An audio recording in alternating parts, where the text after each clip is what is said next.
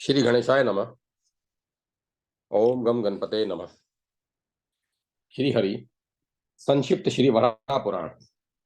महामुनि कपिल और जेगेश्वर द्वारा राजा अश्वशिरा को भगवान नारायण की सर्वव्यापकता का प्रत्यक्ष दर्शन कराना। पृथ्वी बोली, भगवान, जो सनातन देवादिदेव परमात्मा नारायण हैं, वे भगवान के परिपूर्णतम स्वरूप हैं या नहीं? आप इसे स्पष्ट बताने की कृपा करें। भगवान वराह कहते हैं, समस्त प्राणियों को आश्रय देने वाली पृथ्वी, मत्स्य, कश्यप, वराह, नरसिंह, वामन, परशुराम, राम, कृष्ण, बुद्ध और कल्कि, ये 10 इन्हीं सनातन परमात्मा के स्वरूप कहे जाते हैं। शोभने उनके साक्षात दर्शन पाने की अभिलाषा रखने वाले पुरुषों के लिए ये सोपान रूप है। उनका जो परिपूर्णतम स्वरूप है, उसे देखने में तो देवता भी असमर्थ हैं, जो मेरे और पूर्वोक्त अन्य अवतारों के रूप का दर्शन करके ही अपनी मनोकामना पूर्ण करते हैं। ब्रह्मा उन्हीं के रजोगुण और तमोगुण मिश्रित मूर्ति हैं। उनके माध्यम से ही श्री हरि संसार की सृष्टि एवं संचालन करते हैं। धरणी, तुम उन्हीं भगवान नारायण की आदि मूर्ति हो। उनकी दूसरी मूर्ति जल और तीसरी मूर्ति तेज है। इसी प्रकार वायु को चौथी और आकाश को पांचवी मूर्ति कहते हैं। ये सभी उन्हीं पर ब्रह्म परमात्मा की मूर्तियां हैं। इनके अतिरिक्त क्षेत्रज्ञ, बुद्धि और अहंकार, ये उनकी 3 मूर्तियां और हैं। इस प्रकार उनकी 8 मूर्तियां हैं। देवी, यह सारा जगत भगवान नारायण से ओतप्रोत है। मैंने तुम्हें ये सभी बातें बता दी। अब तुम दूसरा कौन सा प्रसंग सुनना चाहती हो?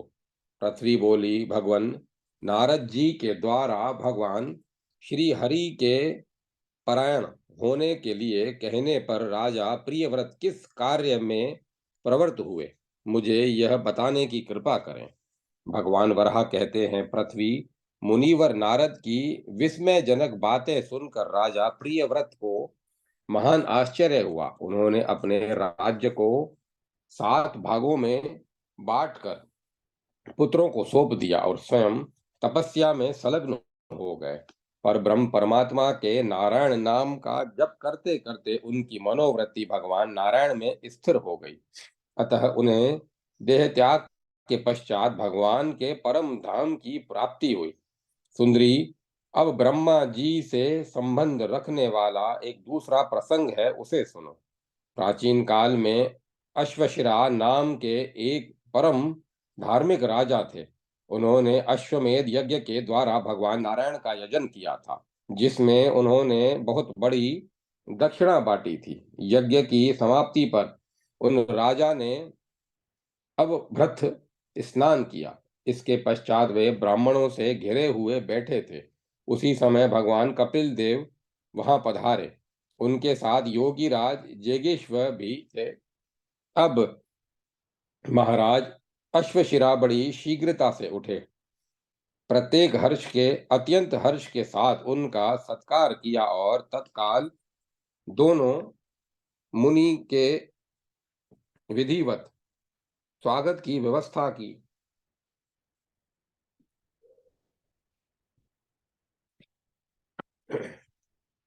मुनि के स्वागत की व्यवस्था की। जब दोनों श्रेष्ठ भली भांति पूजित होकर आसन पर विराजमान हो गए, तब वे महापराक्रमी राजा अश्वशिरा ने उनकी ओर देखकर पूछा, आप दोनों अत्यंत तीक्ष्ण बुद्धि वाले और योग के आचार्य हैं। आपने कृपा पूर्वक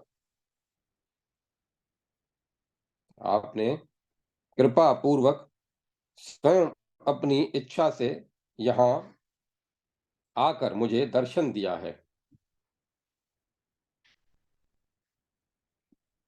आप मनुष्यों में श्रेष्ठ ब्राह्मण देवता हैं। आप दोनों मेरे इस संशय का समाधान करें कि भगवान नारायण की आराधना मैं कैसे करूं। दोनों ऋषियों ने कहा, राजन, तुम नारायण किसे कहते हो? महाराज, हम दो नारायण तो तुम्हारे सामने प्रत्यक्ष रूप से उपस्थित हैं। राजा अश्वशिरा बोले, आप दोनों महानुभाव ब्राह्मण हैं। आपको सिद्धि सुलभ हो चुकी है। तपस्या से आपके पाप भी नष्ट हो गए हैं, यह मैं मानता हूं, किंतु हम दोनों नारायण हैं ऐसा आप लोग कैसे कह रहे हैं? भगवान नारायण तो देवताओं के भी देवता हैं। शंख चक्र और गदा से उनकी भुजाएं अलंकृत रहती हैं। वे पीतांबर धारण करते हैं। गरुण उनका वाहन है। भला संसार में उनकी समानता कौन कर सकता है? भगवान वराह कहते हैं, कपिल और जिगीश्वर ये दोनों ऋषि कठोर व्रत का पालन करने वाले थे। वे राजा अश्वशिरा की बात सुनकर हंस पड़े और बोले, राजन, तुम विष्णु का दर्शन करो। इस प्रकार कहकर कपिल जी उसी क्षण स्वयं विष्णु बन गए और जेगेश्वर ने गरुड़ का रूप धारण कर लिया।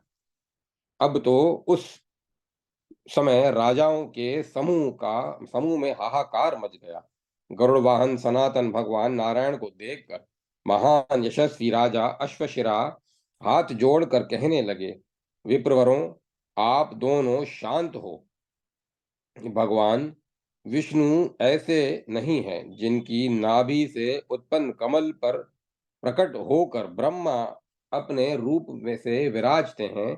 वह रूप परम प्रभु भगवान विष्णु का है। कपिल और जेगेश्वर ये दोनों मुनियों में श्रेष्ठ थे। राजा अश्वशिरा की उक्त बात सुनकर उन्होंने योग माया का विस्तार कर दिया। अब कपिल देव पद्मनाभ विष्णु के और जेगेश्वर प्रजापति ब्रह्मा के रूप में परिणत हो गए।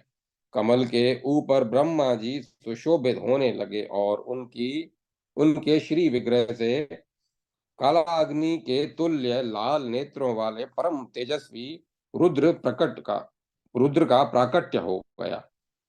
राजा ने सोचा, हो न हो, यह इन योगीश्वरों की ही माया है, क्योंकि योगीश्वर इस प्रकार सहज ही दृष्टि गोचर नहीं हो सकते। वे सर्वशक्ति संपन्न श्री हरि तो सदा सर्वत्र विराजते हैं।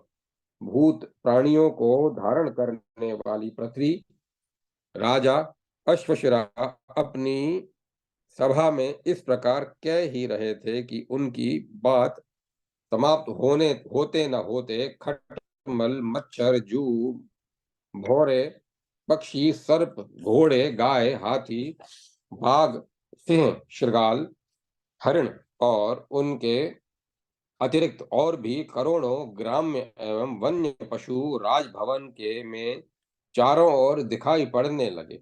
उस समय झुंड के झुंड प्राणियों के समूह को देखकर राजा के आश्चर्य की सीमा न रही।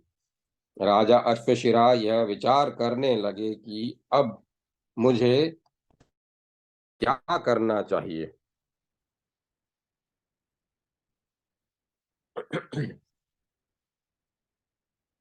इतने में ही सारी इतने में ही सारी बात उनकी समझ में आ गई। अहो, यह तो परम बुद्धिमान कपिल और जेगेश मुनि का ही महात्म्य है। फिर तो राजा अश्वशिरा ने हाथ जोड़कर उन ऋषियों से भक्ति पूर्वक पूछा, विप्रवरों, यह क्या प्रपंच है? कपिल और जेगेश्वर ने कहा, राजन, हम दोनों से तुम्हारा प्रश्न था कि भगवान श्री हरि की आराधना और उनको प्राप्त करने का क्या विधान है। महाराज, इसीलिए हम लोगों ने तुमको यह दृश्य दिखलाया है। राजन, सर्वज्ञ महाभगवान श्री हरि की यह त्रिगुणात्मिका सृष्टि है जो तुम्हें दृष्टि गोचर हुई है। भगवान नारायण एक ही हैं। वे अपनी इच्छा के अनुसार अनेक रूप धारण करते रहते हैं। किसी काल में जब वे अपनी अनंत तेजो राशि को आत्मसात करके सौम्य रूप में सुशोभित होते हैं, तभी मनुष्यों को उनकी झांकी प्राप्त होती है। अतएव उन नारायण की अव्यक्त रूप में आराधना सगह फलवती नहीं हो पाती। वे जगत प्रभु परमात्मा ही सबके शरीर में विराजमान हैं। भक्ति का उदय होने पर अपने शरीर में ही उन परमात्मा का साक्षात्कार हो सकता है। वे परमात्मा किसी स्थान विशेष में ही रहते हों, ऐसी बात नहीं है। वे तो सर्वव्यापक हैं। महाराज, इसी निमित्त हम दोनों के प्रभाव से तुम्हारे सामने यह दृश्य उपस्थित हुआ है। इसका प्रयोजन यह है कि भगवान की सर्वव्यापकता पर तुम्हारी आस्था दृढ़ हो जाए। राजन, इसी प्रकार तुम्हारे इन मंत्रियों एवं सेवकों के सभी के शरीर में भगवान श्री हरि विराजमान है। राजन, हमने तो देवता एवं कीट पशुओं के समूह तुमको अभी दिखलाए। वे सब के सब विष्णु के ही रूप हैं। केवल अपनी भावना को दृढ़ करने की आवश्यकता है, क्योंकि भगवान श्री हरि तो सब में व्याप्त हैं ही।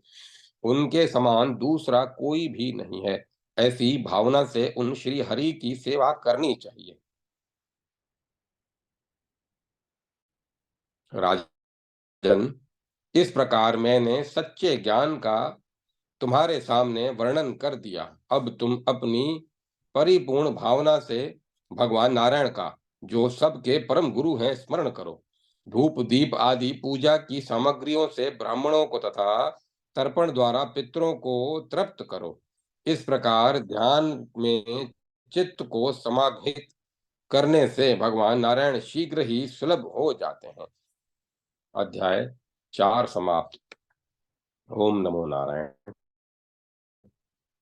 रैब्य मुनि और राजा वसु का देवगुरु बृहस्पति से संवाद तथा राजा अश्वशिरा द्वारा यज्ञ मूर्ति भगवान नारायण का स्तुवन एवं उनके श्री विग्रह में लीन होना। राजा अश्वशिरा बोले, मुनिवरों, मेरे मन में एक संदेह है। उसे दूर करने में आप दोनों पूर्ण समर्थ हैं। इसके फलस्वरूप मुझे मुक्ति सुलभ हो सकती है। उनके इस प्रकार कहने पर योगीश्वर परम धर्मात्मा कपिल मुनि ने यज्ञ करने वालों में श्रेष्ठ उस राजा से कहा। कपिल जी ने कहा, राजन, तुम परम धार्मिक हो। तुम्हारे मन में क्या संदेह है, बताओ। उसे सुनकर मैं दूर हो कर दूंगा। राजा अश्वशिरा बोले, मुने, मोक्ष पाने का अधिकारी कर्मशील पुरुष है या ज्ञानी? मेरे मन में यह संदेह उत्पन्न हो गया है। यदि मुझ पर आपकी दया हो तो इसे दूर करने की कृपा करें। कपिल जी ने कहा, महाराज, प्राचीन काल की बात है। यही प्रश्न ब्रह्मा जी के पुत्र रैभ्य तथा राजा वसु ने बृहस्पति से पूछा था। पूर्व काल में चक्षुष मनवंतर में एक अत्यंत प्रसिद्ध राजा थे, जिनका नाम था वसु। वे बड़े विद्वान और विख्यात दानी थे। ब्रह्मा जी के वंश में उनका जन्म हुआ था। राजन, वे महाराज वसु ब्रह्मा जी का दर्शन करने के विचार से ब्रह्म लोक को चल पड़े। मार्ग में ही चित्ररथ नामक विद्याधर से उनकी भेंट हो गई। राजा ने प्रेम पूर्वक चित्ररथ से पूछा, प्रभो, ब्रह्मा जी का दर्शन किस प्रकार हो सकता है? चित्ररथ ने कहा, ब्रह्मा जी के भवन में इस समय देवताओं की सभा हो रही है। ऐसा सुनकर वे नरेश ब्रह्म भवन के द्वार पर ठहर गए। इतने में महान तपस्वी रैभ्य भी वहीं आ गए। उनको देखकर राजा वसु के मन में बड़ी प्रसन्नता हुई। उनका रोम रोम आनंद से खिल उठा। तदंतर रैभ्य मुनि की पूजा करके राजा ने उनसे पूछा, मुने, आप कहाँ चल पड़े? रैभ्य मुनि बोले, महाराज, मैं देवगुरु बृहस्पति के पास से आ रहा हूँ। किसी कार्य के विषय में पूछने के लिए मैं उनके पास चला गया था। रैभ्य मुनि इस प्रकार बोल ही रहे थे कि इतने में ब्रह्मा जी की वह विशाल सभा विसर्जित हो गई। सभी देवता अपने अपने स्थान को चले गए। अतः अब बृहस्पति जी भी वहीं आ गए। राजा वसु ने उनका स्वागत सत्कार किया। तत्पश्चात तीनों ही एक साथ बृहस्पति के भवन पर गए। राजेंद्र वहां रेभ्य, बृहस्पति और राजा वसु तीनों बैठ गए। सबके बैठ जाने पर देवताओं के गुरु बृहस्पति ने रैभ्य मुनि से कहा, महाभाग, तुम्हें तो स्वयं वेद और वेदांगों का पूर्ण ज्ञान है। कहो तुम्हारा मैं कौन सा कार्य करूं। रैभ्य मुनि बोले, बृहस्पति जी, कर्मशील और ज्ञान संपन्न इन दोनों में कौन मोक्ष पाने का अधिकारी है। इस विषय में मुझे संदेह उत्पन्न हो गया है। प्रभु आप इसका निवारण करने की कृपा करें। बृहस्पति जी ने कहा, मुने, पुरुष शुभ या अशुभ दो जो कुछ भी कर्म करे वह सब का सब भगवान नारायण को समर्पण कर देने से कर्म फलों से लिप्त नहीं हो सकता। द्विजवर, इस विषय में एक ब्राह्मण और व्याध का संवाद सुना जाता है। अत्रि के वंश में उत्पन्न एक ब्राह्मण थे। उनकी वेदाभ्यास में बड़ी रुचि थी। वे प्रातः, मध्याह्न तथा सायं त्रिकाल स्नान करते हुए तपस्या करते थे। संयमन नाम से उनकी प्रसिद्धि थी। एक दिन की बात है, वे ब्राह्मण धर्मरण्य क्षेत्र में परम पुण्यमयी गंगा जी के तट पर स्नान करने के उद्देश्य से गए। वहां मुनि ने निष्ठुरक नाम के व्याध को देखकर उसे मना करते हुए कहा, भद्र, तुम निंद्र कर्म मत करो। तब मुनि पर दृष्टि डालकर वह व्याध मुस्कुराते हुए बोला, द्विजवर, सभी जीवधारियों में आत्म रूप से स्थित होकर स्वयं भगवान ही इन जीवों के वेश में क्रीड़ा कर रहे हैं। जैसे माया जानने वाला व्यक्ति मंत्रों का प्रयोग करके माया फैला देता है, ठीक वैसे ही यह प्रभु की माया है, इसमें कोई संदेह नहीं करना चाहिए। विप्रवर, मोक्ष की इच्छा करने वाले पुरुषों को चाहिए कि वे कभी भी अपने मन में अहम भाव को न टिकने दें। यह सारा संसार अपनी प्रयत्न में जीवन यात्रा के प्रयत्न में संलग्न रहता है। हाँ, इस कार्य के विषय में अहम अर्थात मैं करता हूं, इस भाव का होना उचित नहीं है। जब विप्रवर संयमन ने निष्ठुरक व्याध की बात सुनी तो वे अत्यंत आश्चर्ययुक्त होकर उसके प्रति यह वचन बोले, भद्र, तुम ऐसी युक्ति संगत बात कैसे कह रहे हो। ब्राह्मण की बात सुनकर धर्म के मर्मज्ञ उस व्याध ने पुनः अपनी बात प्रारंभ की। उसने सर्वप्रथम लोहे का एक जाल बनाया, उसे फैलाकर उसके नीचे सूखी लकड़ियां डाल दी। तदंतर ब्राह्मण के हाथ में अग्नि देकर उसने कहा, आर्य, इस लकड़ी के ढेर में आग लगा दीजिए। तत्काल ब्राह्मण के ने मुख से फूंक कर अग्नि प्रज्वलित कर दी और शांत होकर बैठ गए। और जब अग्नि धधकने लगी तब वह लोहे का जाल भी गर्म हो उठा। साथ ही उसमें जो गाय की आग के समान छिद्र था, उसमें से धुआं निकलती हुई ज्वाला इस प्रकार शोभा पाने लगी मानो हंस के बच्चे श्रेणीबद्ध होकर निकल रहे हों। उस जलती हुई अग्नि से हजारों ज्वालाएं अलग अलग फूट पड़ी। आग के एक जगह रहने पर भी उस लोह में जाल के छिद्रों से ऐसा दृश्य प्रतीत होने लगा। तब व्याध ने उन ब्राह्मण से कहा, मुनिवर, आप इनमें से कोई भी एक ज्वाला उठा लें जिससे मैं शेष ज्वालाओं को बुझाकर शांत कर दूं। इस प्रकार कहकर उस व्याध ने जलती हुई आग पर जल से भरा हुआ एक घड़ा तुरंत फेंका। फिर तो वह आग एकाएक शांत हो गई। सारा दृश्य पूर्ववत हो गया। अब व्याध ने तपस्वी संयमन से कहा, भगवान, आपने जो जलती आग ले रखी है वह उसी अग्नि पुंज से प्राप्त हुई है, उसे मुझे दे दें, जिसके सहारे मैं अपनी जीवन यात्रा संपन्न कर सकूं। व्याध के इस प्रकार कहने पर जब ब्राह्मण ने लोहे के जाल की ओर दृष्टि डाली तो वहां अग्नि थी ही नहीं। वह तो पुंजीभूत अग्नि के समाप्त होते ही शांत हो गई थी। तब कठोर व्रत का पालन करने वाले संयमन की आंखें मुंद गई और वे मौन होकर बैठ गए। ऐसी स्थिति में व्याध ने उनसे कहा, विप्रवर, अभी थोड़ी देर पहले आग धधक रही थी, ज्वालाओं का और छोर नहीं था, किंतु मूल के शांत होते ही सब की सब ज्वालाएं शांत हो गई। ठीक यही बात इस संसार की भी है। परमात्मा की प्रकृति का संयोग प्राप्त करके समस्त भूत प्राणियों के आश्रय रूप में विराजमान होते ही यह जगत प्रकृति में विशोभ हो विकार उत्पन्न करने से प्रादुर्भूत होता है। अतएव संसार की यही स्थिति है।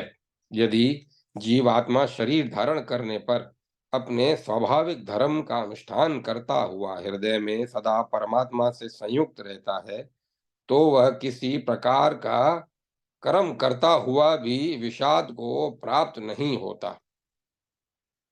बृहस्पति जी ने कहा, राजेंद्र, निष्ठुरक व्याध और संयमन ब्राह्मण की उपर्युक्त बातें समाप्त होते ही उस व्याध के ऊपर आकाश से पुष्पों की वर्षा होने लगी। साथ ही द्विजश्रेष्ठ संयमन ने देखा कि कर्मचारी कामचारी अनेक दिव्य विमान वहां पहुंच गए और वे सभी विमान बड़े विशाल एवं भांति भांति के रत्नों से सुशोभित सुसज्जित थे, जो निष्ठुरक को लेने आए थे।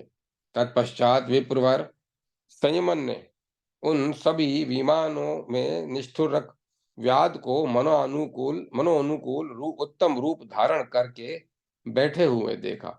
क्योंकि निष्ठुरक व्याध अद्वैत ब्रह्म का उपासक था, उसे योग की सिद्धि सुलभ थी, अतएव उसने अपने अनेक शरीर बना लिए। यह दृश्य देखकर संयमन के मन में बड़ी प्रसन्नता हुई और वे अपने स्थान को चले गए।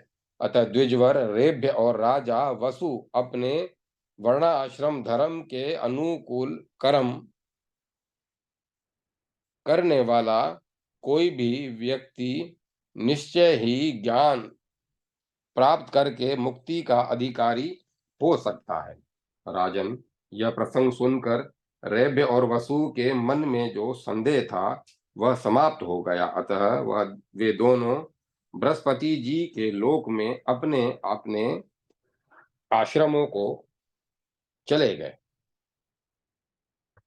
बृहस्पति जी के लोक से अपने अपने आश्रमों को चले गए। अतएव राजेंद्र, तुम भी परम प्रभु भगवान नारायण की उपासना करते हुए अभेद बुद्धि से उन परम प्रभु परमेश्वर की अपने शरीर में स्थिति का अनुभव करते रहो। भगवान वराह कहते हैं, पृथ्वी मुनिवर कपिल जी की यह बात सुनकर राजा अश्वशिरा ने अपने यशस्वी ज्येष्ठ पुत्र को, जिसका नाम स्थूलशिरा था, बुलाया और उसे बुलाया और उसे अपने राज्य पर अभिषिक्त कर वे स्वयं वन में चले गए। नैमिषारण्य पहुंचकर वहां यज्ञ मूर्ति भगवान नारायण का स्तवन करते हुए उन्होंने उनकी उपासना आरंभ कर दी। पृथ्वी बोली, परम शक्तिशाली प्रभो, राजा अश्वशिरा ने यज्ञ पुरुष भगवान नारायण की किस प्रकार स्तुति की और वह स्तोत्र कैसा है, यह भी मुझे बताने की कृपा करें। भगवान वराह कहते हैं, राजा अश्वशिरा द्वारा यज्ञ मूर्ति भगवान नारायण की स्तुति इस प्रकार हुई। जो सूर्य, चंद्रमा, अग्नि, रुद्र, इंद्र तथा वायु आदि अनेक रूपों में विराजमान है, उन यज्ञ मूर्ति भगवान श्री हरि को मेरा नमस्कार है। जिन्होंने जिनके अत्यंत भयंकर दाढ़ है, सूर्य और चंद्रमा जिनके नेत्र हैं, संवत्सर और दोनों अयन जिनके उदर हैं, कुछ समूह ही जिनकी रोमावली है, उन प्रचंड शक्तिशाली यज्ञ स्वरूप सनातन श्री हरि को मैं प्रणाम करता हूँ। स्वर्ग और पृथ्वी के बीच का संपूर्ण आकाश तथा सभी दिशाएं जिनसे परिपूर्ण है, उन परम आराध्य सर्वशक्ति संपन्न एवं संपूर्ण जगत की उत्पत्ति के कारण सनातन श्री हरि को मैं प्रणाम करता हूँ, जिन पर कभी देवताओं और दानवों का प्रभुत्व स्थापित नहीं होता, जो प्रत्येक युग में विजयी होने के लिए प्रकट होते हैं, जिनका कभी जन्म नहीं होता, जो स्वयं जगत की रचना करता जो स्वयं जगत की रचना करते हैं, उन यज्ञ रूपधारी परम प्रभु भगवान नारायण को मैं नित्य नमस्कार करता हूँ, जो महा तेजस्वी श्री हरि शत्रुओं पर विजय प्राप्त करने के लिए महामाया में परम प्रकाश युक्त ज्वाजल्यमान सुदर्शन चक्र धारण करते हैं, तथा शांग्र धनुष एवं शंख आदि से जिनकी चारों भुजाएं सुशोभित होती हैं, उन यज्ञ रूपधारी भगवान नारायण को मैं नित्य नमस्कार करता हूँ, जो कभी 1000 सिर वाले, कभी महान पर्वत के समान शरीर धारण करने वाले तथा कभी त्रसरेणु के समान सक्षम सूक्ष्म शरीर वाले बन जाते हैं, उन यज्ञ पुरुष भगवान नारायण को मैं सदा प्रणाम करता हूँ, जिनकी 4 भुजाएं हैं, जिनके द्वारा अखिल जगत की सृष्टि हुई है। अर्जुन की रक्षा के निमित्त जिन्होंने हाथ में रथ का चक्र उठा लिया था, तथा जो प्रलय के समय काला अग्नि का रूप धारण कर लेते हैं, उन यज्ञ स्वरूप भगवान नारायण को मैं नित्य नमस्कार करता हूँ। संसार के जन्म मरण रूप चक्र से मुक्ति पाने के लिए जिन सर्वव्यापक पुराण पुरुष परमात्मा की मानव पूजा किया करते हैं, तथा जिन अप्रेमेय परम प्रभु का दर्शन योगियों को केवल ध्यान द्वारा प्राप्त होता है, उन यज्ञ मूर्ति भगवान नारायण को मैं नित्य नमस्कार करता हूँ। भगवान, जिस समय मुझे अपने शरीर में आपके वास्तविक स्वरूप की झांकी प्राप्त हुई, उसी क्षण मैंने मन ही मन अपने को आपके अर्पण कर दिया। मेरी बुद्धि में यह बात भली भांति प्रतीत होने लगी कि जगत में आपके अतिरिक्त कुछ है ही नहीं। तभी से मेरी भावना परम पवित्र बन गई।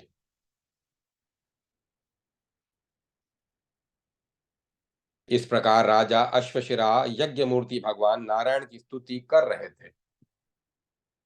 इतने में यज्ञ वेदी से निकलकर उनके सामने अग्नि शिखा के तुल्य एक महान तेज उपस्थित हो गया।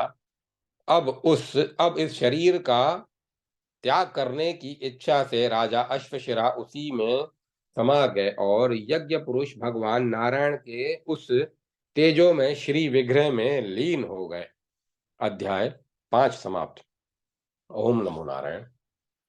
पुंडरीकाक्ष पार स्तोत्र राजा वसु के जन्मांतर का प्रसंग तथा उनका भगवान श्री हरि में लय होना। पृथ्वी बोली, भगवान, जब बृहस्पति की बात सुनकर राजा वसु और महाभाग रैव्य का संदेह दूर हो गया, तब उन लोगों ने फिर कौन सा कार्य किया? भगवान वराह कहते हैं, पृथ्वी, राजा वसु ने अपने राज्य का पालन करते हुए पुष्कल दक्षिणा वाले अनेक विशाल यज्ञों द्वारा भगवान श्री हरि का यजन किया। उन्होंने देव देवेश्वर भगवान नारायण को यज्ञादि कर्मों के अनुष्ठान तथा सभी प्राणियों में अभेद दर्शन की साधना करके प्रसन्न कर लिया। इस प्रकार बहुत समय बीत जाने पर राजा वसु के मन में राज्य का उपभोग करने की इच्छा निवृत्त हो गई और उनके मन में यह द्वंद्वमय संसार से मुक्त होने की कामना जाग उठी। अतः उन्होंने अपने 100 पुत्रों में सबसे बड़े राजकुमार विवस्वान को राज सिंहासन पर अभिषिक्त कर दिया और स्वयं तपस्या करने के विचार से वन में चले गए। वे सभी तीर्थों में श्रेष्ठ पुष्कर तीर्थ में जा पहुंचे, जहां भगवत परायण पुरुषों द्वारा पुंडरीकाक्ष भगवान केशव की सदा उपासना होती रहती है। वहां जाकर काश्मीर नरेश राज ऋषि वसु ने कठिन तपस्या द्वारा अपने शरीर को सुखाना प्रारंभ कर दिया। उन परम बुद्धिमान राज ऋषि का मन शुद्ध स्वरूप भगवान नारायण की आराधना के लिए अत्यंत उत्सुक था। अतः वे परम अनुराग पूर्वक पुंडरीकाक्ष पार नामक स्तोत्र का जप करने में संलग्न हो गए। दीर्घ काल तक उस स्तोत्र का जप करके महाराज वसु पुंडरीकाक्ष भगवान श्री हरि में विलीन हो गए। पृथ्वी ने पूछा, देव, इस पुंडरीकाक्ष पार स्तोत्र का स्वरूप क्या है? परमेश्वर, आप इसे मुझे बताने की कृपा करें। भगवान वराह कहते हैं कि पृथ्वी राजा वसु के द्वारा अनुष्ठित पुंडरीकाक्ष पार स्तोत्र इस प्रकार है। पुंडरीकाक्ष, आपको नमस्कार है। मधुसूदन, आपको नमस्कार है। सर्वलोक महेश्वर सर्वलोक महेश्वर, आपको नमस्कार है। तीक्ष्ण सुदर्शन चक्र धारण करने वाले श्री हरि को मेरा बारंबार नमस्कार है। महाबाहो, आप विश्व रूप हैं। आप भक्तों को वर देने वाले और सर्वव्यापक हैं। आप असीम तेजो राशि के निधान हैं। विद्या और अविद्या, इन दोनों में आपकी ही सत्ता विलसित होती है। ऐसी ऐसे आप कमल नयन भगवान श्री हरि को मैं प्रणाम करता हूँ। प्रभु, आप आदि देव एवं देवताओं के भी देवता हैं। आप वेद वेदांगों में पारंगत, समस्त देवताओं में सबसे गहन एवं गंभीर हैं। कमल के समान नेत्रों वाले आप श्री हरि को मैं नमस्कार करता हूँ। भगवान, आपके हजारों मस्तक हैं, हजारों नेत्र हैं और अनंत भुजाएं हैं। आप संपूर्ण जगत को व्याप्त करके स्थित हैं। ऐसे आप परम प्रभु की मैं वंदना करता हूँ, जो सबके आश्रय और एकमात्र शरण लेने योग्य है, जो व्याप्त होने से विष्णु एवं सर्वत्र जयशील होने से जिष्णु कहे जाते हैं।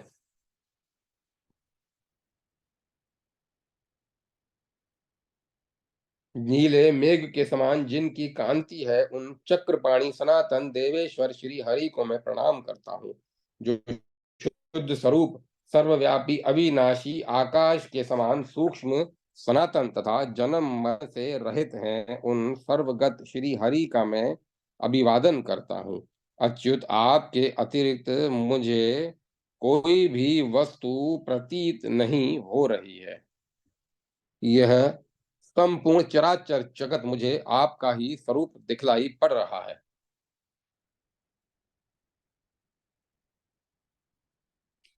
भगवान वराह कहते हैं, राजा वसु इस प्रकार स्तोत्र पाठ कर ही रहे थे कि एक नील वर्ण पुरुष मूर्तिमान होकर उनके शरीर के बाहर निकल आया, जो देखने में अत्यंत प्रचंड एवं भयंकर प्रतीत होता था। उसके नेत्र लाल थे। और वह ह्रस्वकाय पुरुष ऐसा प्रतीत होता था मानो कोई जलता हुआ अंगार हो। वह दोनों हाथ जोड़कर बोला वह दोनों हाथ जोड़कर बोला, राजन, मैं क्या करूं? राजा वसु बोले, अरे तुम कौन हो और तुम्हारा क्या काम है? तुम कहां से आए हो? व्याध मुझे बताओ व्याध मुझे बताओ, मैं ये सब बातें जानना चाहता हूँ। व्याध ने कहा, राजन, प्राचीन काल की बात है, कलयुग के समय तुम दक्षिण दिशा में जन स्थान नामक प्रदेश के राजा थे। वीरवर, एक समय तुम वन्य पशुओं का शिकार करने के लिए जंगल में गए थे। उस समय तुम्हारे पास बहुत से घोड़े थे। यद्यपि तुम्हारा उद्देश्य हिंसक जंतुओं का वध करने मात्र ही था, किंतु मृग का रूप धारण कर वन में विचरण करने वाले एक मुनि तुम्हारे न चाहते हुए भी बाणों के शिकार होकर भूमि पर गिर पड़े और गिरते ही वे चल बसे। तुम्हारे मन में यह सोचकर बड़ा हर्ष हुआ कि एक हिरण मारा गया, किंतु जब तुमने पास जाकर देखा तो मृग रूप धारण करने वाले वे मृतक ब्राह्मण दिखलाई पड़े। उस समय यह घटना प्रस्तरवण पर्वत पर घटित हुई थी। महाराज, उस समय ब्राह्मण को मृत देखकर तुम्हारी निंदा उस समय ब्राह्मण को मृत देखकर तुम्हारी इंद्रियां और मन सब के सब शुद्ध हो उठे। तुम वहां से घर लौट आए। तुमने यह घटना किसी और को भी बतला दी। राजन, कुछ समय बीत जाने पर सहसा एक रात को ब्रह्म हत्या के भय से तुम आतंकित हो उठे। अतः तुमने विचार किया कि इस ब्रह्म हत्या की शांति के लिए मैं कोई ऐसा प्रयत्न करूं जिसके परिणाम स्वरूप इस पाप से मुक्त हो जाऊं। महाराज, तदंतर समय आने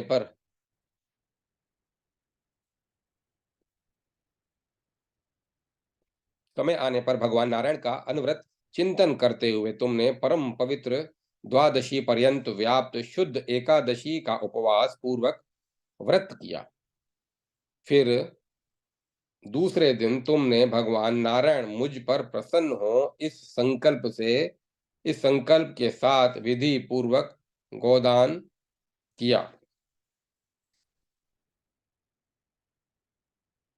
इसके बाद किसी दिन उदर शूल की असह पीड़ा से तुम्हारे प्राण पखेरु उड़ गए, किंतु द्वादशी व्रत पुण्य के होते हुए भी तुमको मुक्ति प्राप्त न हो सकी। इसका कारण मैं बताता हूं,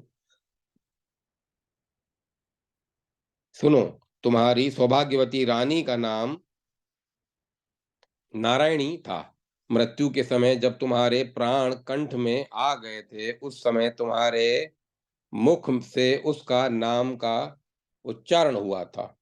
उसी से यही इसी से तुम्हें उत्तम गति की प्राप्ति हुई और तुमको एक कल्प पर्यंत विष्णु लोक में निवास प्राप्त हुआ। विष्णु लोक में गमन करने के पूर्व मैं तुम्हारे शरीर में स्थित था। अतः ये सब बातें मैं जानता हूं। मैं उस समय एक भयंकर ब्रह्म राक्षस के रूप में था और तुमको अपार कष्ट देना चाहता था। इतने में भगवान विष्णु के पार्षद आ गए और उन्होंने मूसलों से मुझे इतने में भगवान विष्णु के पार्षद आ गए और उन्होंने मूसलों से मुझे मारा, जिससे मैं संशीर्ण होकर तुम्हारे रोमकूपों के मार्ग से निकलकर बाहर गिर पड़ा। महाभाग, इसके पश्चात ब्रह्म का अहोरात्र कल्प की अवधि समाप्त होने पर महाप्रलय हो गया। तदंतर सृष्टि के आरंभ होने पर इस कल्प में तुम कश्मीर के राजा सुमना के पुत्र रूप से में उत्पन्न हुए हो। इस जन्म में भी मैं तुम्हारे शरीर में रोमकूपों के मार्ग से पुनः प्रविष्ट हो गया। तुमने इस जन्म में भी प्रभुत दक्षिणा वाले अनेक यज्ञों का अनुष्ठान किया, किंतु ये सभी यज्ञ जनित पुण्य तुम्हें यज्ञ जनित पुण्य मुझे तुम्हारे शरीर से बाहर निकलने निकालने में असमर्थ रहे, क्योंकि इनमें भगवान विष्णु के नाम का उच्चारण नहीं हुआ था। अब तुमने नाम का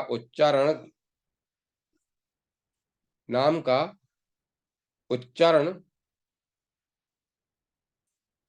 क्योंकि इसमें भगवान विष्णु के नाम का उच्चारण नहीं हुआ था। अब जो तुमने इस पुंडरीकाक्ष पार स्तोत्र का पाठ रूप अनुष्ठान किया है, उसके प्रभाव से तुम्हारे शरीर से मैं रोमकूपों के मार्ग से बाहर हो गया हूँ। राजेंद्र, मैं वही ब्रह्म राक्षस अब व्याध बनकर पुनः प्रकट हुआ हूँ। पुंडरीकाक्ष भगवान नारायण के इस स्तोत्र के सुनने भाव से पहले जो मेरी पापमयी मूर्ति थी वह अब समाप्त हो गई। मैं उससे अब मुक्त हो गया। राजन, अब मेरी बुद्धि में धर्म का उदय हो गया है।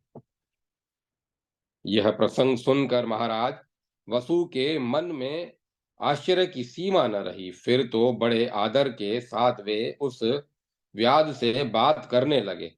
राजा वसु ने कहा, व्याध, जैसे तुम्हारी कृपा से आज मुझे अपने पूर्व जन्म की बात याद आ गई, वैसे ही तुम भी मेरे प्रभाव से अब व्याध न कहलाकर धर्म व्याध के नाम से प्रसिद्ध होगे।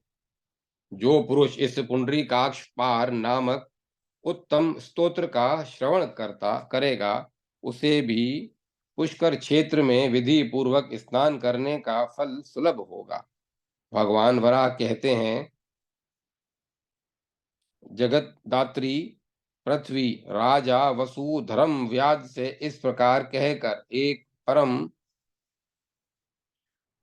उत्तम विमान पर आरूढ़ हुए और भगवान नारायण के लोक में जाकर उनके अत्यंत तेजो राशि में विलीन हो गए। अध्याय 6 समाप्त। ओम नमो नारायण। रेभ्य सनत कुमार संवाद। गया में पिंड दान की महिमा एवं रेभ्य मुनि का उधर्व लोक में गमन। पृथ्वी ने पूछा, भगवान, मुनिवर रेभ्य ने राजा वसु के सिद्धि प्राप्त होने की बात को सुनकर क्या किया? इस विषय में मुझे बड़ा कौतूहल हो रहा है। आप उसे शांत करने की कृपा करें।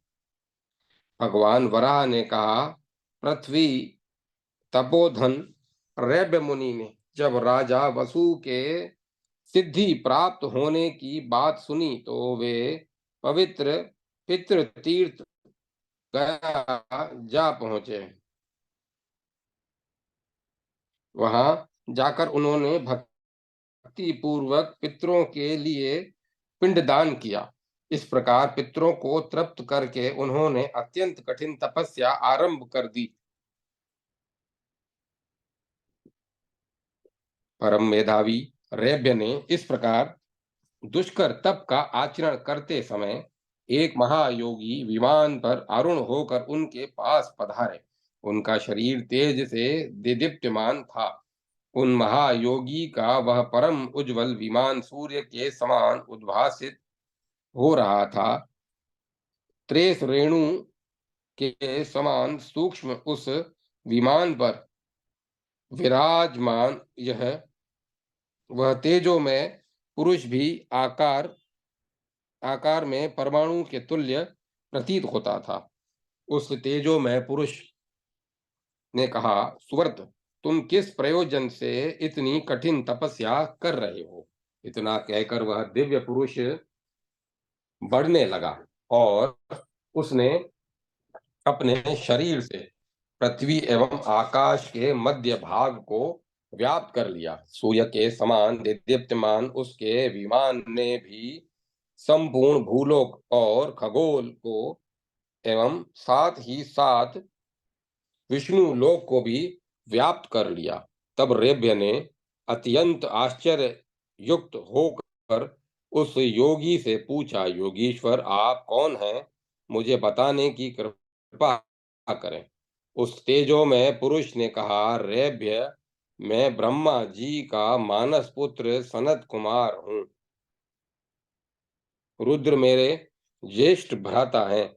मेरा जनलोक में निवास है। तपोधन तुम्हारे पास प्रेम के वशीभूत होकर मैं आया हूँ। वत्स तुमने ब्रह्मा जी की सृष्टि का विस्तार किया है, तुम धन्य हो। मुनिवर रेभ्य ने पूछा, योगीराज आपको मेरा नमस्कार है। यह सारा विश्व आपका ही रूप है। आप प्रसन्न हो और मुझ पर दया करें। योगीश्वर कहिए मैं आपके लिए क्या करूं? अभी ने मुझे जो धन्य कहा है इसका क्या रहस्य है? सनत कुमार जी ने कहा, रेभ्य तुमने गया तीर्थ में जाकर वेद मंत्रों का उच्चारण करते हुए विधि पूर्वक पिंडदान के द्वारा पितरों को तृप्त किया है। श्राद्ध कर्म के अंगभूत व्रत जप और हवन की भी विधि तुम्हारे द्वारा संपन्न हुई है। अतएव तुम ब्राह्मणों में श्रेष्ठ तथा धनवाद के पात्र हो, धन्यवाद के पात्र हो। इस विषय में एक आख्यान है, वह मुझसे सुनो। विशाल नाम से विख्यात एक राजा हो चुके हैं। उनके नगर का नाम भी विशाल ही था। वे राजा निसंतान थे। इससे शत्रुओं को पराजित करने वाले उन परम धैर्यशाली राजा विशाल के मन में पुत्र प्राप्ति की इच्छा हुई। अतः उन्होंने श्रेष्ठ ब्राह्मणों को बुलाकर उनसे पुत्र प्राप्ति का उपाय पूछा। उन उदार चेता ब्राह्मणों ने कहा,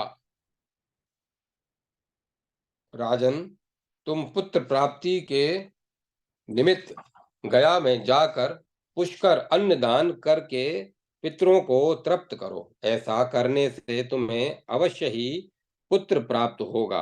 वह महान दानी एवं संपूर्ण भूमंडल पर शासन करने वाला होगा। ब्राह्मणों के ऐसा कहने पर विशाल नरेश के अंग प्रत्यंग हर्ष से खिल उठे। तदंतर सूर्यदत्त जब मघा नक्षत्र में आए उस समय प्रयत्न पूर्वक गया तीर्थ में जाकर उन नरेश ने विधि विधान के साथ भक्ति पूर्वक पितरों के लिए पिंडदान किया। सहसा उन्होंने आकाश में श्वेत पित्त एवं कृष्ण वर्ण के तीन श्रेष्ठ पुरुषों को देखा। उनको देखकर राजा ने पूछा, आप लोग कौन हैं? श्वेत पुरुष ने कहा, राजन मैं तुम्हारा पिता सित हूँ। मेरा नाम तो सित है ही, मेरा शरीर का वर्ण भी सित श्वेत है। साथ ही मेरे कर्म भी सित उज्जवल हैं। मेरे साथ जो ये लाल रंग के पुरुष दिखाई देते हैं मेरे पिता हैं। इन्होंने बड़े निष्ठुर कर्म किए हैं। ये ब्रह्म हत्यारे पापाचारी रहे हैं। और इनके बाद ये जो तीसरे सज्जन हैं ये तुम्हारे प्रपितामह हैं।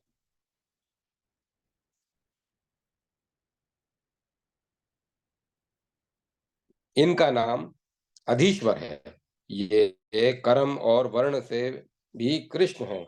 इन्होंने पूर्व जन्म में अनेक वयोवृद्ध ऋषियों का वध किया है।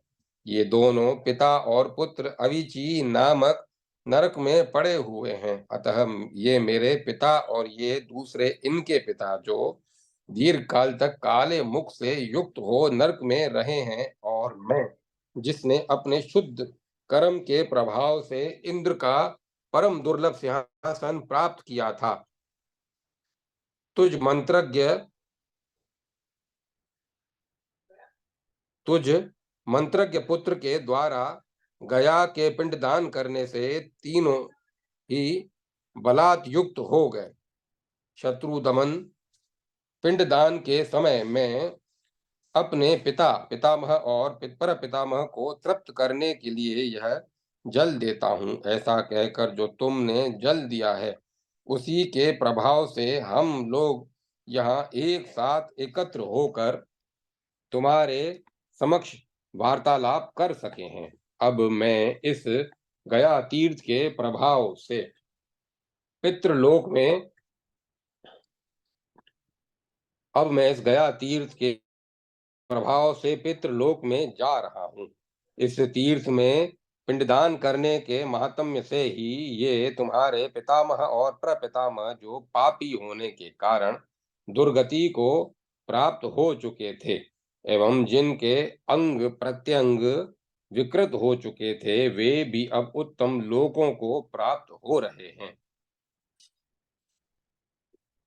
यह इस गया तीर्थ का ही प्रताप है कि यहाँ पिंडदान करने के प्रभाव से पुत्र अपने ब्रह्मघाती पिता को भी पुनः उद्धार कर सकता है, ब्रह्मघाती पिता का भी पुनः उद्धार कर सकता है। वत्स, इसी कारण मैं इन दोनों तुम्हारे पितामह और प्रपितामह को लेकर तुम्हें देखने के लिए आ गया हूँ।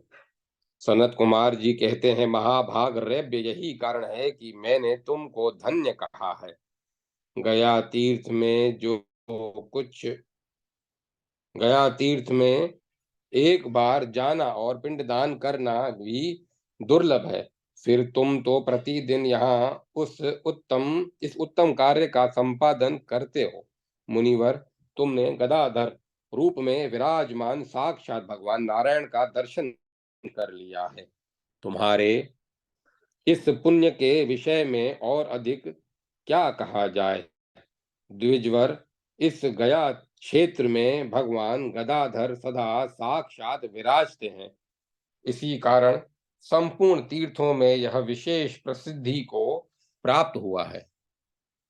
भगवान वराह कहते हैं, पृथ्वी, ऐसा कहकर महायोगी सनत कुमार जी वहीं अंतर ध्यान हो गए। तब मुनिवर रैब्य ने भगवान गदाधर की स्तुति करनी प्रारंभ कर दी।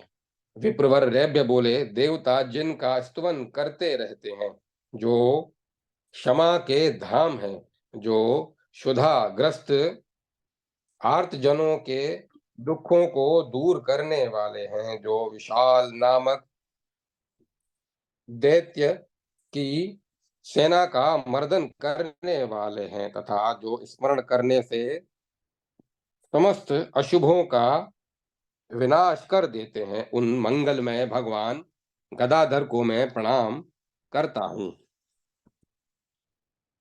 जो पूर्वजों के भी पूर्वज, पुराण पुरुष, स्वर्ग लोक में पूजित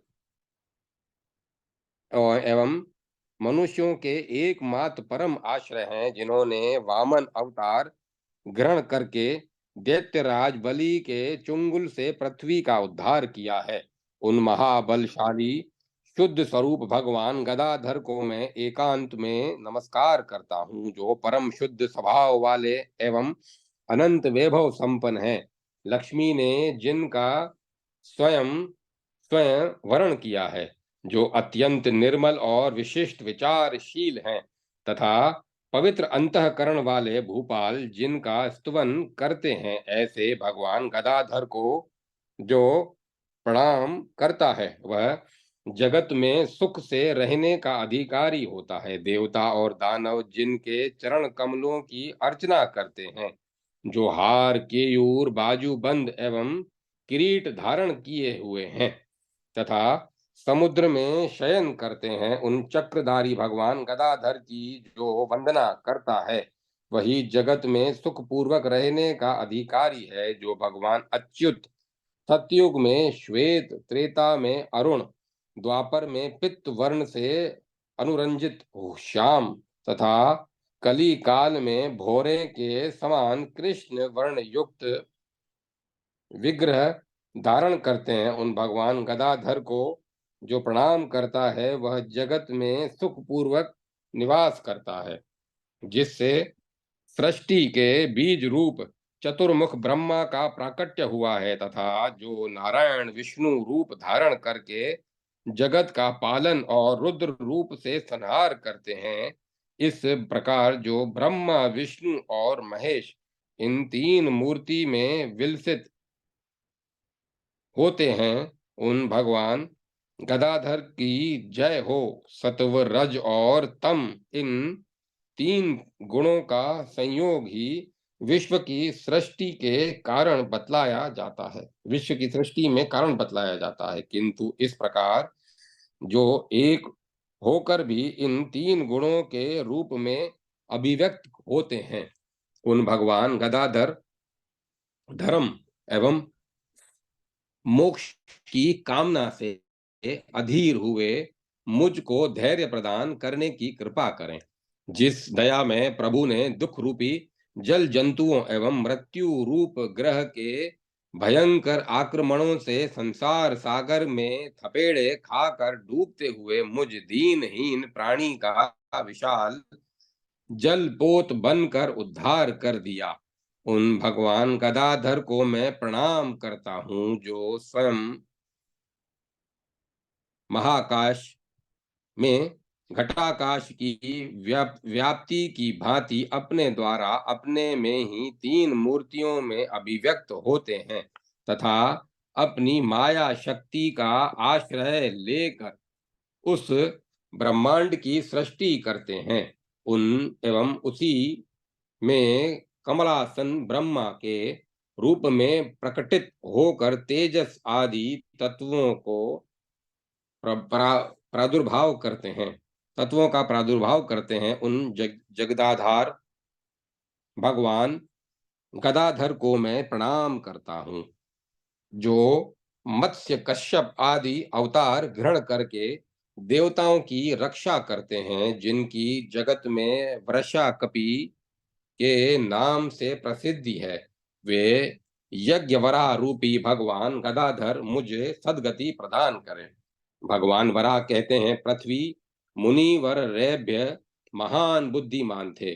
जब उन्होंने इस प्रकार भक्ति पूर्वक श्री हरि की स्तुति की तो भगवान गदाधर सहसा उनके सामने प्रकट हो गए। उनका श्री विग्रह पीतांबर से शोभायमान था। वे गरुड़ पर स्थित थे तथा उनकी भुजाएं शंख चक्र गदा और पद्म से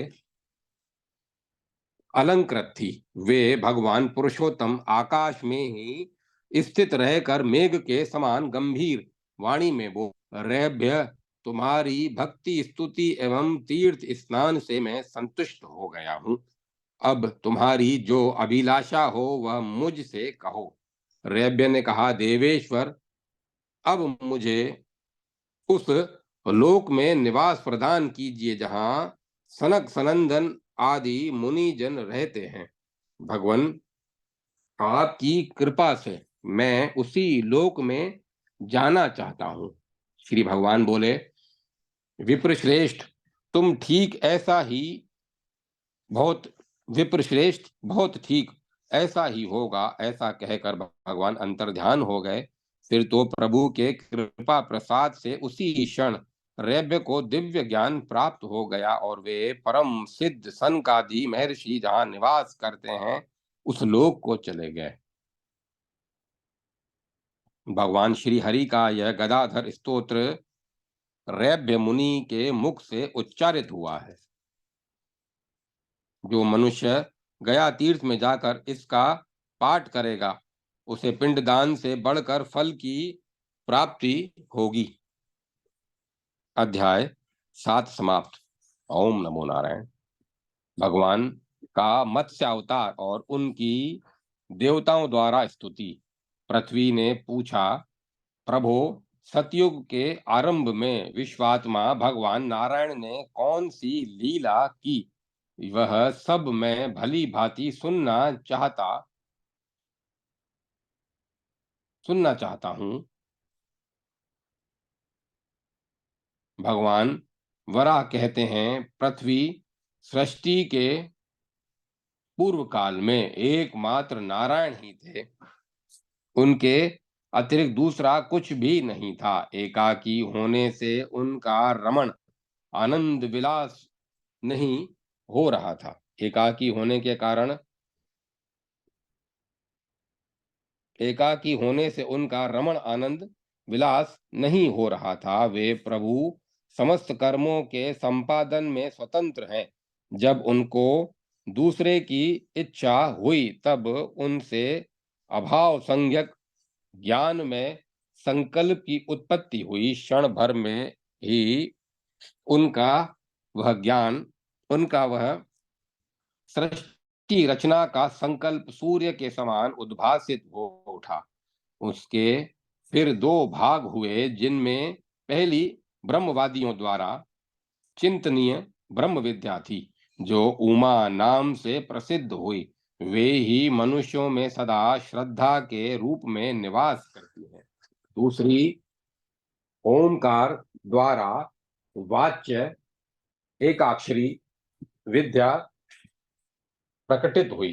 तदंतर उसी ने उस भूलोक की रचना की। भूलोक की रचना करने के पश्चात उसने भूवरलोक एवं स्वरलोक का निर्माण किया। तत्पश्चात क्रमशः महरलोक और जनलोक की सृष्टि करके वह प्रणवात्मिका विद्या अपने द्वारा रचित इस सृष्टि में अंतर्हित हो गई और धागे में पिरोए हुए मणियों के समान वह सब में ओतप्रोत हो गई। इस प्रकार प्रणव से जगत की रचना तो हो गई, किंतु यह नितांत शून्य ही रहा।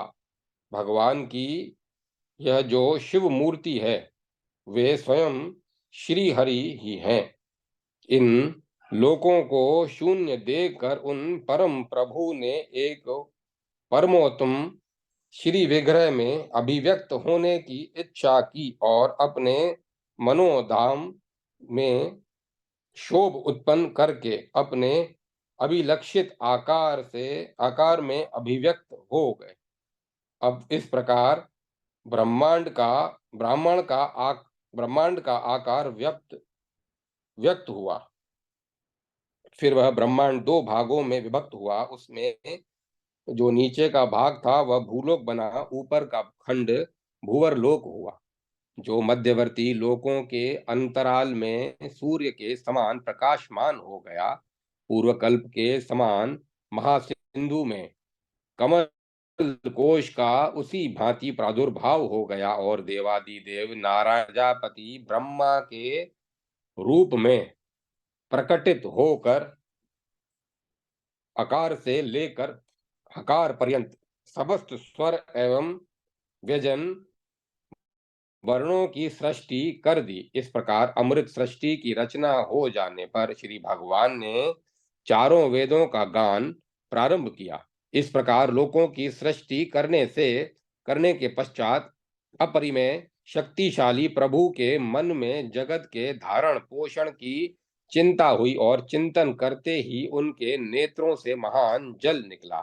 उनके दक्षिण नेत्र से निकला हुआ तेज अग्नि के समान उष्ण और वाम नेत्र से प्रादुर्भूत तेज हिम के समान शीतल था। भगवान श्री हरि ने उनको सूर्य और चंद्रमा के रूप में प्रतिष्ठित कर दिया। फिर उन विराट पुरुष से जगत का प्राण रूप वायु प्रकट हुआ।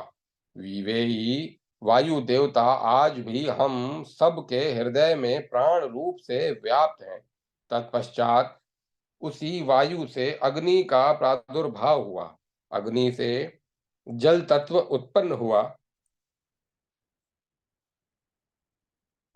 जो वह अग्नि तत्व उत्पन्न हुआ वही पर ब्रह्म परमात्मा का तेज है और वही मूर्त सृष्टि का परम कारण बना। विराट पुरुष ने इसी तेज संपन्न अपनी भुजाओं से क्षत्रिय जाति की जंघाओं से वैश्य जाति की और पैरों से शूद्र जाति की रचना की। फिर उन परमेश्वर ने यक्षों और राक्षसों का सृजन किया। तदंतर ब्राह्मण, क्षत्रिय, वैश्य और शूद्र प्रभृति मानवों से भूवर्लोक को तथा आकाश में विचरण करने वाले प्राणियों से भूवर्लोक को भूरलोक को तथा आकाश में विचरण करने वाले प्राणियों को भूवर्लोक को भर दिया। अपने पुण्य के फल स्वरूप स्वर्ग का अर्जन करने वाले भूत प्राणियों से स्वर्गलोक को एवं सनकादि ऋषि मुनियों से महरलोक को परिपूरित कर दिया। विराट परमात्मा की हिरण्यगर्भ के रूप में उपासना करने वालों से उन्होंने जनलोक को भर दिया और तपोनिष्ठ देवताओं से तपोलोक को पूर्ण कर दिया। सत्यलोक को उन देवताओं से परिपूर्ण कर दिया जो मरण धर्मा नहीं थे। इसी प्रकार भूत भावन भगवान श्री हरि ने सृष्टि की रचना संपन्न कर दी। परमेश्वर के संकल्प से इस जगत की रचना होने के कारण ही सृष्टि को कल्प कहा जाता है। फिर भगवान नारायण रात्रि काल के आने पर निद्रा मग्न हो गए। उनके सो जाने पर ये तीनों लोक भी प्रलय को प्राप्त हो गए। जब रात्रि समाप्त हो गई तब कमल नयन भगवान श्री हरि जाग उठे और उन्होंने पुनः चारों वेदों तथा उनकी स्वरूपभूता मातृकाओं का चिंतन किया, किंतु योग निद्रा जनित अज्ञान से मोहित हुए देव देवेश्वर श्री हरि को लोक मर्यादाओं को स्थिर करने के लिए वेद उपलब्ध नहीं हुए। उन्होंने देखा उनके ही आत्मस्वरूप वेद जल में डूबे हुए हैं। तब उन्हें वेदों के उद्धार की चिंता हुई। अतएव तत्काल मत्स्य के रूप में अवतरित होकर सागर की विशाल जल राशि को शुद्ध करते हुए उनमें प्रविष्ट हो गए। मत्स्य मूर्ति श्री हरि महासिंधु के अगाध जल समूह में प्रवेश करते ही महान पर्वताकार रूप में प्रकाशित हो उठे। इस प्रकार उन देवश्रेष्ठ के मत्स्य अवतार ग्रहण करने पर देवता उत्तम स्तोत्रों से उनकी स्तुति करने लगे। मत्स्य रूप धारण करने वाले भगवान नारायण वेदों के अतिरिक्त अन्य शास्त्रों के पारगामी पुरुषों के लिए भी आप अगम्य हैं। यह सारा विश्व आपका ही अंग है। आप अत्यंत मधुर स्वर में वेदों का गान करते हैं। विद्या और अविद्या दोनों आपके रूप हैं।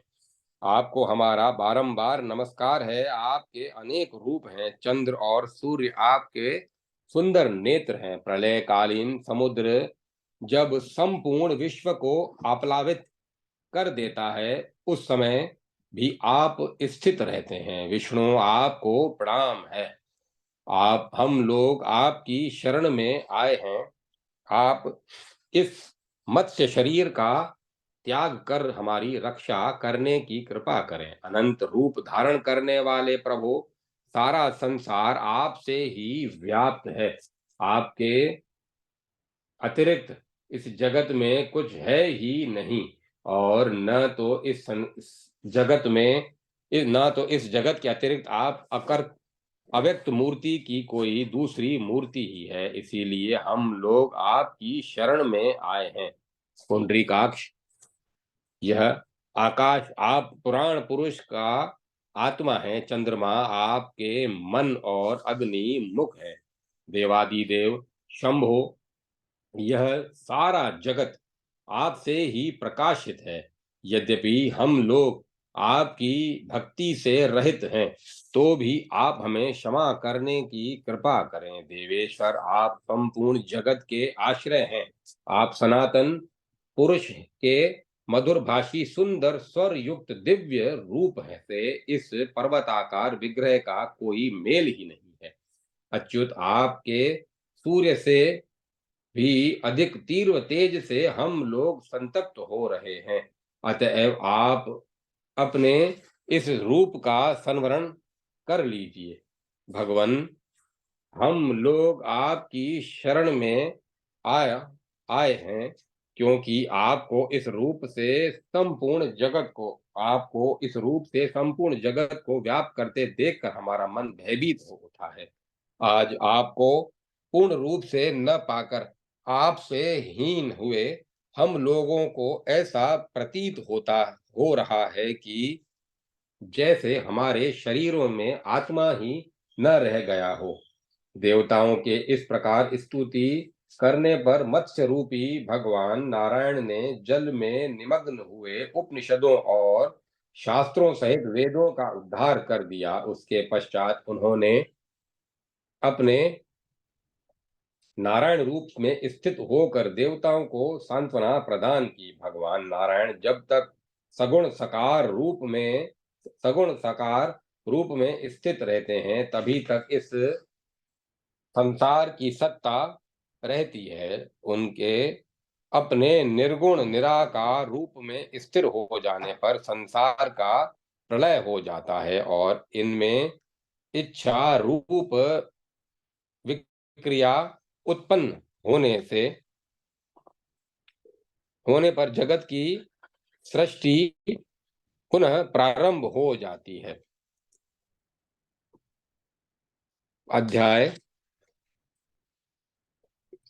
9 समाप्त। ओम नमो नारायण। ओम तत्सत। अब कथा को विराम दिया जाता है।